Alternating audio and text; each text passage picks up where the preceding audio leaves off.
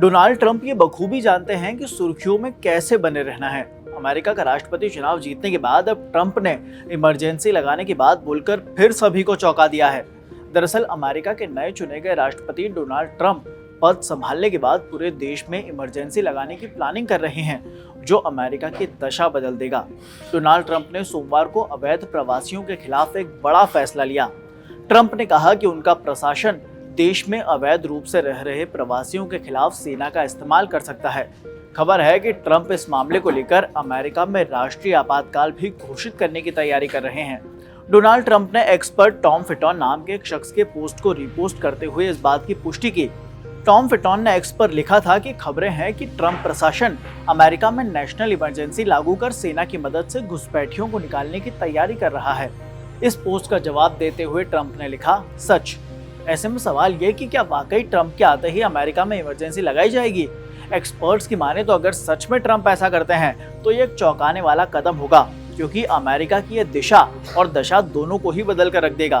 पहले ये समझते हैं कि आखिर इस नेशनल इमरजेंसी का मतलब क्या है। दरअसल अमेरिका में राष्ट्रीय आपातकाल एक ऐसी स्थिति है जिसमें सरकार को ऐसे काम करने का अधिकार होता है जिसकी आम तौर पर अनुमति नहीं होती है। मीडिया रिपोर्ट्स की माने तो मार्च 2024 तक अमेरिका में अलग अलग समय पर 42 आपातकाल घोषित किए जा चुके हैं। ऐसे में ट्रंप भी राष्ट्रपति बनने के बाद नए आपातकाल की घोषणा कर सकते हैं।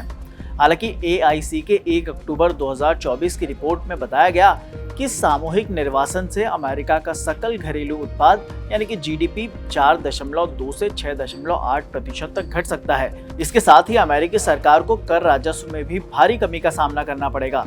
दावा है कि साल 2022 में अवैध प्रवासियों ने संघीय करों में $46.8 बिलियन और राज्य और स्थानीय करों में $29.3 बिलियन का योगदान दिया था।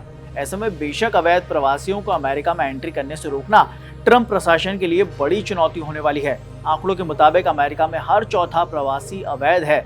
US department of homeland securities के आंकड़ों से पता चलता है कि साल 2020 के बाद देश में अवैध प्रवासियों की संख्या में बढ़ोतरी हुई है।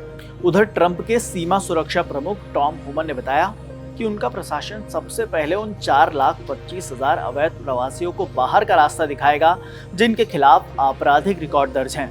टॉम होमन ने 2 टूक चेतावनी भी दी कि जिन डेमोक्रेटिक शासित राज्यों ने इस निर्वासन मुहिम में सहयोग करने से इनकार किया है, उन्हें रास्ते से हट जाना चाहिए।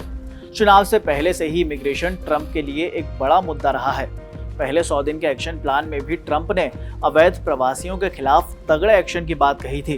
डोनाल्ड ट्रंप साल 2015 से ही इमिग्रेशन पर सख्त रुख अपनाए हुए हैं। उन्होंने अमेरिका में अवैध रूप से रहने वाले 13 मिलियन से ज्यादा अप्रवासियों को सामूहिक रूप से निर्वासित करने की बात कही है। आपराधिक रिकॉर्ड वाले व्यक्तियों को ट्रंप सबसे पहले डिपोर्ट करेंगे।